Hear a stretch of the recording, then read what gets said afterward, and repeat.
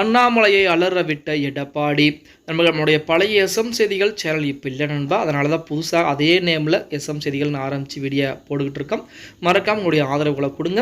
அதிமுக ஆட்சி ஊழல் ஆட்சி என கூறும் பாஜக மாநில தலைவர் அண்ணாமலைக்கு இந்த விஷயம் அதிமுகவுடன் கூட்டணியில் இருந்தபோது தெரியவில்லையா அப்படிங்கிற ஒரு கேள்வி எடப்பாடி பழனிசாமி எழுப்பியிருக்கிறார். இதுதான் பாஜகவுடைய இரட்டை வேடம் என அதிமுக பொதுச் செயலர் எடப்பாடி பழனிசாமி விமர்சித்திருக்கிறார். அதிமுக தயவால் தான் பல மசோதாக்களை ராஜ்யசபாவில் நிறைவேற்றியது பாஜக என்றும் கூறியிருக்கிறார் எடப்பாடி பழனிசாமி.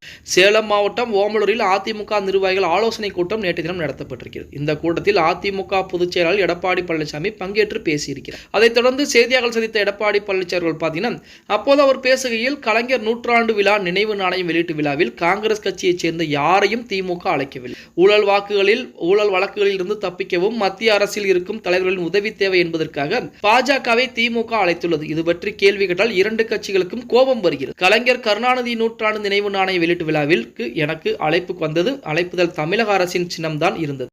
மாநில அரசின் செயலாளர் பெயர் தான் அழைப்புதலில் குறிப்பிடப்பட்டிருந்தது.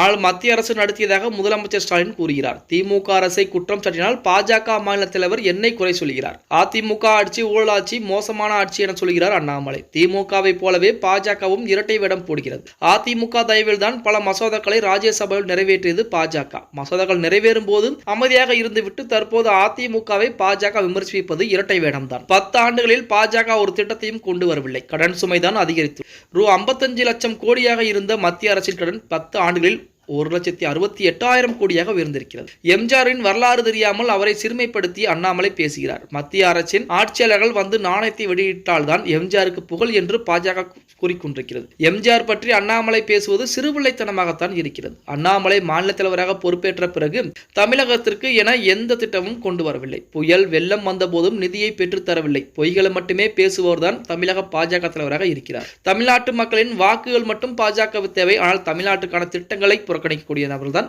நமது பாஜகவாக இருக்கிறது. திமுகவும் பாஜகவும் வெளியே மோதல் போக்கை கடைபிடித்து வருகின்றன, ஆனால் உள்ளே உறவாடி கொண்டிருக்கின்றன. இதை வெளிச்சம் போட்டு காட்டியிருக்கிறார் நடிகர் ரஜினிகாந்த் என காட்டமாக விமர்சித்திருக்கிறார் எடப்பாடி பழனிசாமி அவர்கள் அப்படின்னே கூட.